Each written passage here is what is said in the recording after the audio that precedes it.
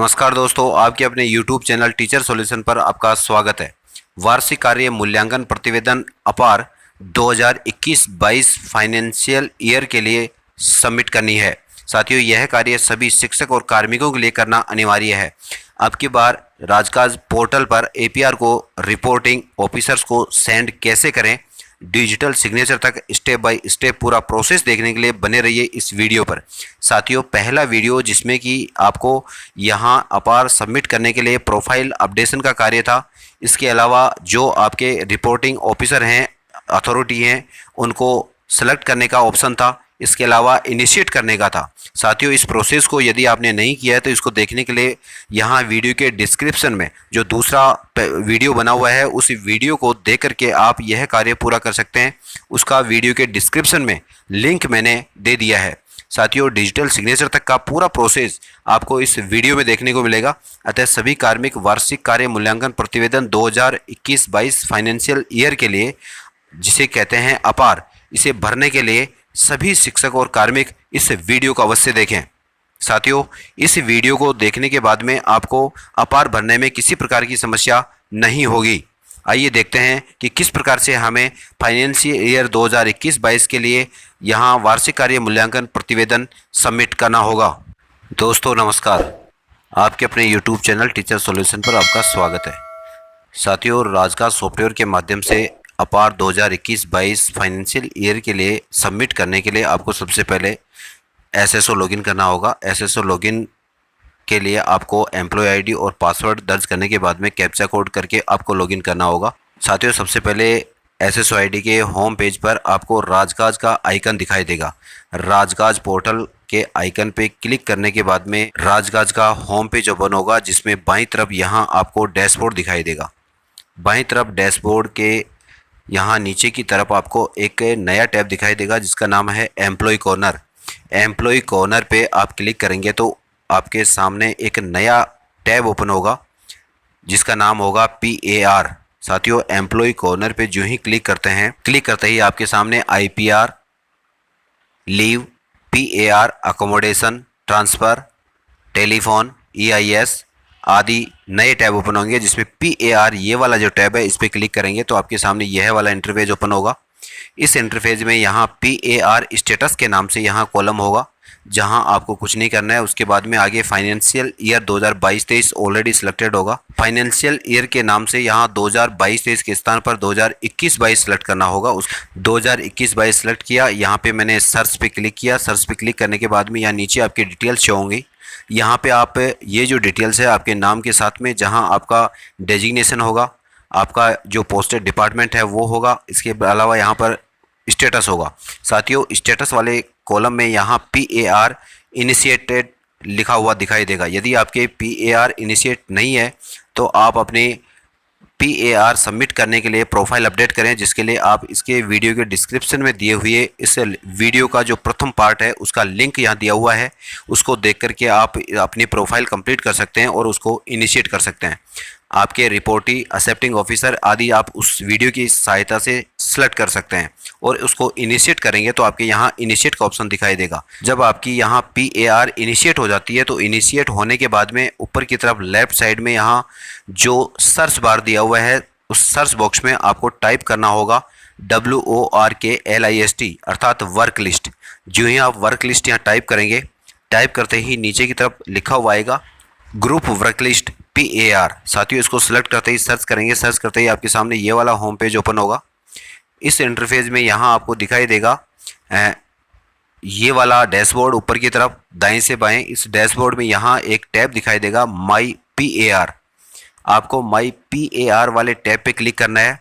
Tab पे click करते ही आपके जो फाइनेंशियल ईयर 2021-22 के लिए PAR सबमिट कर रहे हैं उसका फाइल नंबर दिखाई देगा। उसके साथ में आपका नाम और आपके एक्सेप्टिंग ऑफिसर और रिव्यू ऑफिसर जो भी हैं, रिपोर्टिंग ऑफिसर, उनके डाटा दिखाई देंगे। यहाँ आपको सबसे पहले फाइल नंबर से पहले जो दिए हुए चेक बॉक्स है इसमें आपको टिक मार्क करना होगा और आपको ये सारे डाटा, फाइल डिस्क्रिप्शन है, यहाँ एप्रेसियल नेम है, इसके अलावा डेजिग्नेशन है, आपकी डेट है कि यह फाइनेंशियल ईयर 1 अप्रैल 2021 से 31 मार्च 2021 तक भरा जा रहा है। इसके अलावा रिपोर्टिंग अथॉरिटी, इसके अलावा रिव्यूइंग अथॉरिटी और एक्सेप्टिंग अथॉरिटी के नाम यहाँ दिखाई देंगे।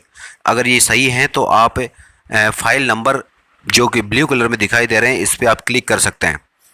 साथियों, इस फाइल नंबर पे आप क्लिक करेंगे, ये निश्चित हो जाए कि आपके रिपोर्टिंग ऑफिसर, रिव्यूइंग ऑफिसर और एक्सेप्टिंग अथॉरिटी के डाटा सही हैं, आपने सेलेक्ट सही किया है। यदि इसमें किसी प्रकार का मिसमैच हो, गलत हो, तो आप इसको प्रथम वीडियो को देख करके सही कर सकते हैं।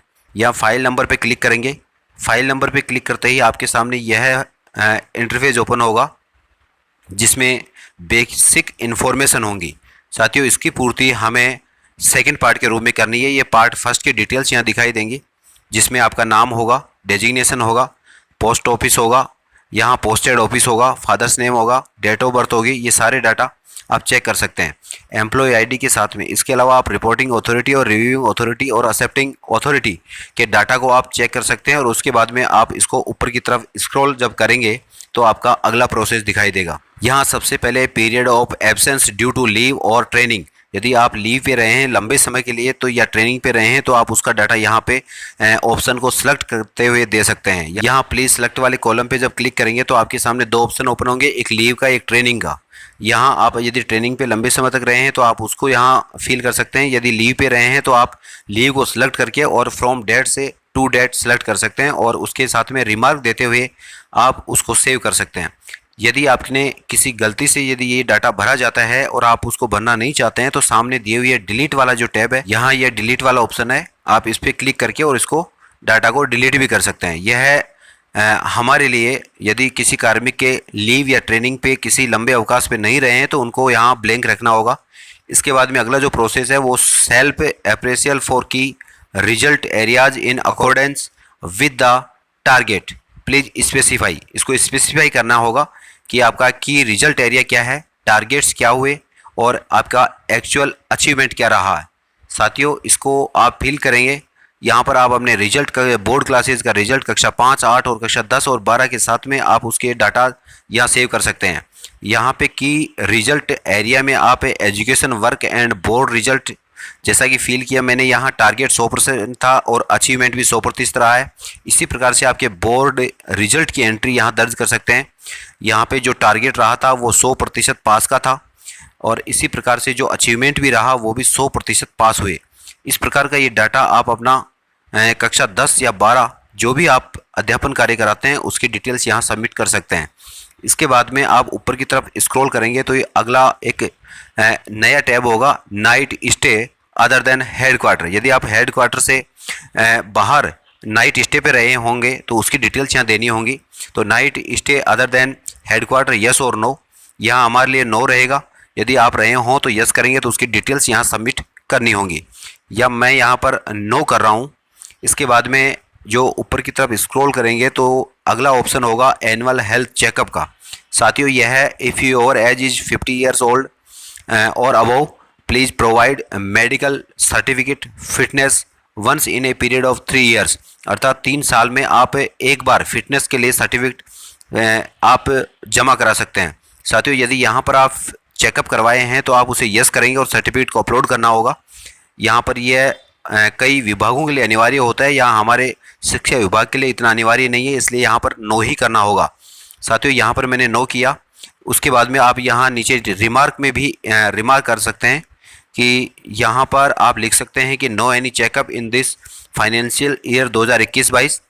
इस प्रकार से यहाँ आप रिमार्क करेंगे। उसके बाद में अगला जो प्रोसेस होगा वो जब स्क्रीन को ऊपर की तरफ स्क्रॉल करेंगे तो एक नया ऑप्शन आएगा। यहाँ आपको ब्रीफ और डिस्क्रिप्शन में यहाँ यह स्पेसिफाई करना होगा, यह रिपोर्टी के द्वारा भरना होगा जो कि मैक्सिमम 150 शब्दों तक होगा। साथियों, यहाँ पर आप अपने एजुकेशन और से संबंधित यहाँ डिटेल्स आप दे सकते हैं कि एकेडमिक ईयर 2021-22 के लिए आपका कार्य कैसा रहा, आपका टारगेट कैसा रहा, आपके अचीवमेंट कैसे रहे, उसकी डिटेल्स आप यहाँ पे मेंशन कर सकते हैं। इसके बाद में आप ऊपर की तरफ स्क्रॉल करेंगे, यहाँ सेव और ई साइन के ऑप्शन दिखाई देंगे। यहाँ आपको पहले सेव पे क्लिक करना है। सेव पे क्लिक करते ही ऊपर की तरफ यहाँ सेव सक्सेसफुली का मैसेज दिखाई देगा। जब सेव सक्सेसफुली हो जाता है यहाँ उसके बाद में आपको ई साइन करना होगा। ई साइन पे क्लिक करेंगे तो यहाँ ऊपर की तरफ ये मैसेज दिखाई देगा। इसके लिए आपको यस करना होगा। Do you want to proceed, यदि इस प्रोसेस को आप आगे बढ़ाना चाहते हैं तो आप यहाँ पर उसको यस पे क्लिक करके और प्रोसेस को आगे बढ़ा सकते हैं। यहाँ पे मैंने यहाँ यस पे क्लिक किया। यस पे क्लिक करने के बाद में आपका यह जो सबमिटेड PAR है अर्थात वार्षिक कार्य मूल्यांकन वह सबमिट हो चुका है। अब इसे आपको वेरीफाई करना होगा आधार OTP के माध्यम से। यहाँ आप इसकी डिटेल्स चेक कर सकते हैं। यहाँ ये डिटेल्स सारी चेक करने के बाद में आप फिर से ऊपर दिए हुए e-साइन DSC PAR इस टैब पे क्लिक करना होगा। इस टैब पे जो ही क्लिक करेंगे, क्लिक करते ही यहाँ आपके सामने दो ऑप्शन ओपन होंगे, जिसमें आप इलेक्ट्रिक साइन सर्टिफिकेट मांगेगा जो कि आधार बेस होगा। इसके अलावा दूसरा डिजिटल शेयरिंग का। यहाँ पर आप आधार वाला ऑप्शन सेलेक्ट करके जब प्रोसीड करते हैं तो यहाँ आपके सामने आधार नंबर का ऑप्शन मांगेगा कि यहाँ पे आपको आधार नंबर डायल करना होगा। यहाँ आधार नंबर दर्ज करेंगे। आधार नंबर दर्ज करने के बाद में प्रोसीड पे क्लिक करेंगे। प्रोसीड पे जो ही क्लिक करते हैं साथियों, आपके पास में एक OTP आएगा जो कि आधार OTP होगा मोबाइल पे, जो कि आधार में रजिस्टर्ड है। उस OTP को यहाँ दर्ज करना होगा। OTP प्राप्त होते ही यहाँ आपको यहाँ टाइप करके और वेरीफाई OTP पे क्लिक करना होगा। वेरीफाई OTP पे क्लिक करने के बाद में आपके सामने यह इंटरफेस ओपन होगा, जिसमें आपके सामने दिखाई देगा फाइल नंबर दिखाई देगा, सब्जेक्ट दिखाई देगा और आपका जो रिसिपेंट अर्थात आपका DDO है उसका नाम दिखाई देगा। उसके बाद में आप यहाँ DDO को फॉरवर्ड करने के लिए सेंड पे क्लिक करेंगे। सेंड पे क्लिक करते ही आपके सामने जो कि सबमिट हुई है 2021-22 के लिए PAR फाइल वह ऑटो डाउनलोड हो जाएगी। इस डाउनलोडेड फाइल को PDF में ओपन करना होगा। PDF पे ओपन होने के बाद में वैलिडिटी अननोन, जहाँ पर आपको वेरिफिकेशन के लिए क्वेश्चन मार्क होगा वहाँ पे आपको कर्सर ले जाना होगा। उसके बाद में यहाँ क्लिक करेंगे। क्लिक करते ही आपके सामने यह इंटरफेस ओपन होगा, जिसमें सिग्नेचर प्रॉपर्टीज़ का ऑप्शन आएगा। इसे क्लिक करेंगे। ट्रस्ट सर्टिफिकेट करना होगा। ट्रस्ट सर्टिफिकेट करने के बाद में आपको ओके करने के बाद में आपका यह सिग्नेचर वेरीफाई हो जाएगा। साथियों, इस प्रकार से अप्रूव होने के बाद में आप इसका प्रिंट आउट प्राप्त कर सकते हैं। साथियों, इसी प्रकार की नवीनतम अपडेट के लिए बने रहिए टीचर सॉल्यूशन पर। यदि चैनल पर आप नए हैं तो चैनल को लाइक शेयर और सब्सक्राइब करें, बेल आइकन प्रेस करें, जिससे कि आने वाली वीडियो के नवीनतम नोटिफिकेशन आपको समय पर प्राप्त होते रहें।